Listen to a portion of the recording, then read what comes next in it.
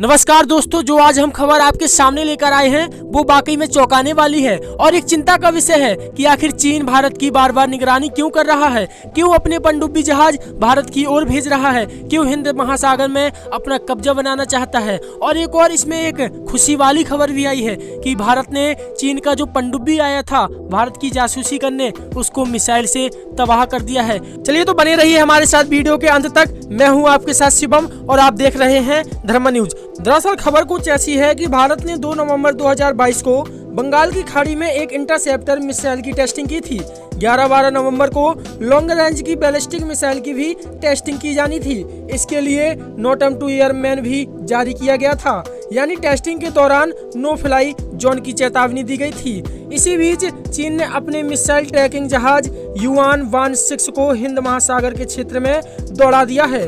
अब एक्सपर्ट कह रहे हैं कि भारत को अपना मिसाइल टेस्ट रोकना पड़ सकता है। चीन ने ऐसा ही खुफिया जहाज 3 महीने पहले श्रीलंका के हवनटोटा बंदरगाह पर भेजा था। उस वक्त भी भारत ने विरोध किया था। दरअसल भारत ने 11 से 12 नवंबर तक लॉन्ग रेंज की अग्नि बैलिस्टिक मिसाइल टेस्ट के लिए बंगाल की खाड़ी से हिंद महासागर तक नो फ्लाई जोन बनाए जाने की घोषणा की है। यानी इस बीच भारत उड़ीसा के अब्दुल कलाम द्वीप से मिसाइल टेस्ट करेगा। इस बीच चीन का जासूसी जहाज इंडोनेशिया के बाली तट पर आधमका है। Open source intelligence expert Damien Simon ने इसकी टाइमिंग पर सवाल उठाए हैं। डेमियन लिखते हैं कि नोटम की चेतावनी के मुताबिक इस मिसाइल की रेंज 2200 किलोमीटर है, इसलिए वेस्ट में श्रीलंका और ईस्ट में इंडोनेशिया के बीच उस एरिया को लॉक कर दिया गया है जो मिसाइल की टेस्टिंग रेंज में है। 4 नवंबर को चीनी जासूसी शिप युआन-16 ने इंडोनेशिया के लोम्बोक जलडमरू मध्य से इंडियन ओशियन रीजन में प्रवेश किया है। जब से चीनी सेना का ये जासूसी शिप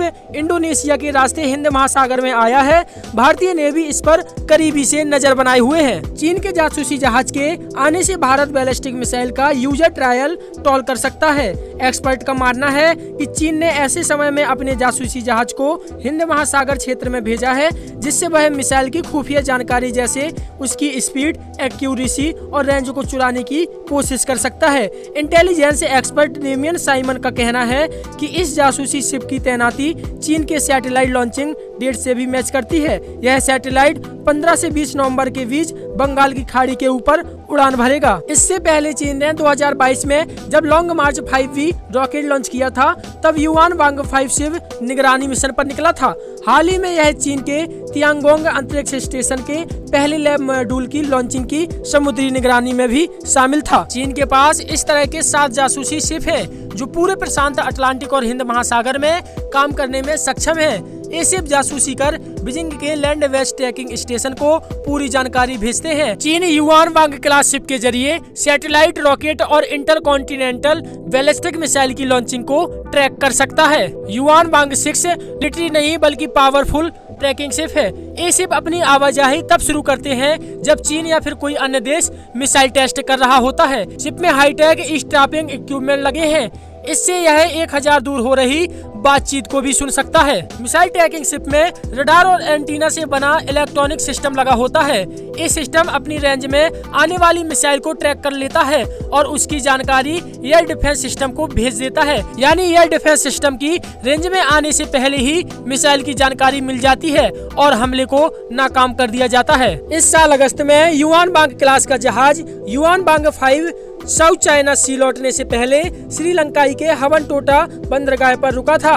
अगस्त की शुरुआत में भारत ने इस स्पाइस शिप को लेकर श्रीलंका के सामने विरोध दर्ज किया था। इस पर श्रीलंका के रक्षा मंत्रालय ने पहले चीनी शिप के हवनटोटा आने की खबरों को खारिज कर दिया था, लेकिन बाद में श्रीलंका ने इसे हवनटोटा पोर्ट पर 16 से 22 अगस्त तक रुकने की अनुमति दे दी थी। भारत के साथ ही अमेरिका ने भी हवनटोटा में चीनी जासूसी जहाज की मौजूदगी पर चिंता जताई थी। उस वक्त एक्सपर्ट ने कहा था कि हवनटोटा पोर्ट पर पहुंचने के बाद इस शिप की पहुंच दक्षिण भारत के प्रमुख सैन्य और परमाणु ठिकाने जैसे पलपक्कवम, कुडमकुलम तक होगी। साथ ही केरल, तमिलनाडु और आंध्र प्रदेश के कई पोर्ट यानी बंदरगाह चीन के रडार पर होंगे। कुछ एक्सपर्ट ने कहा था कि चीन और भारत के मुख्य नौसेना बेस और परमाणु संयंत्रों की जासूसी के लिए इस जहाज को श्रीलंका भेज रहा है। भारत के लिए सबसे बड़ी रणनीति की चिंता यह है कि चीन श्रीलंका के हवनटोटा पोर्ट का उपयोग तेजी से ऐसी जासूसी गतिविधियों के लिए कर रहा है। श्रीलंका ने कर्ज न चुका पाने के बाद साल 2017 में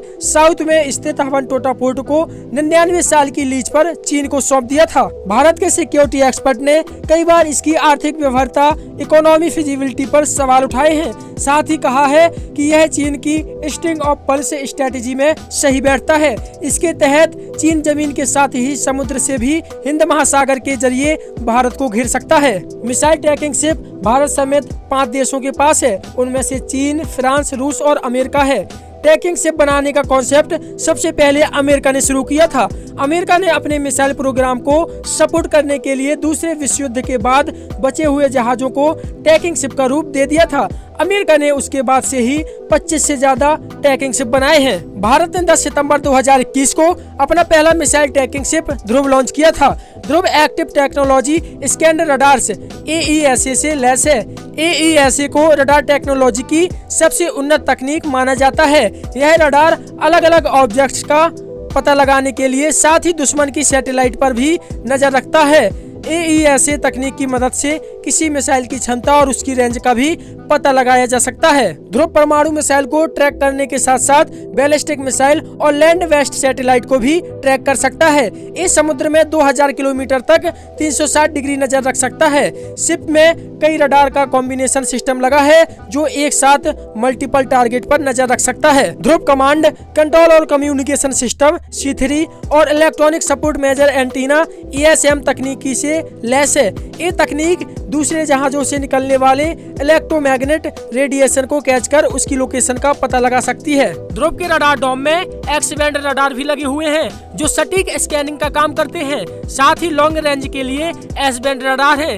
ये हाई रिजोल्यूशन, जैमिंग रेसिस्टेंस और लॉन्ग रेंज स्कैनिंग के लिए सबसे आधुनिक तकनीकी है। ध्रुव से चेतक और इसी तरह के मल्टीरोजर हेलीकॉप्टर को भी ऑपरेटर किया जा सकता है। तो दोस्तों, मुझे तो पता है कि आपको मेरी हर वीडियो अच्छी लगती है, तो जल्दी से जल्दी इस वीडियो को लाइक कर दीजिए और जल्दी से जल्दी इस वीडियो को शेयर कर दीजिए। अगर आपने इस चैनल को सब्सक्राइब नहीं किया है तो सब्सक्राइब कर लीजिए और जल्दी से जल्दी घंटी बजा दीजिए, जिससे कि हमारी वीडियो की हर नोटिफिकेशन आप तक जल्दी से जल्दी पहुंचे और आप जल्दी से जल्दी हमारी इस वीडियो को देख पाएं।